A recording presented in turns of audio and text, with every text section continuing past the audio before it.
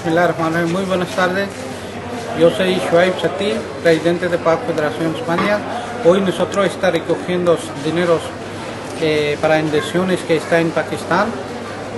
Nosotros cada día sale un grupo, cada varios, a estar recogiendo dineros, medicamentos, lo que tocas para mandar a esta gente que está afectados en Pakistán.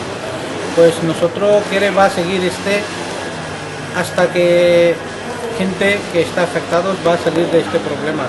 Yo a través de ustedes por televisión pido una ayuda con ayuntamiento todos de Cataluña, con gobierno de Cataluña, a gobierno de España, a todas entidades de federaciones, asociaciones, que por favor ayuda a esta gente que está afectados en inundaciones en Pakistán. Muchas gracias.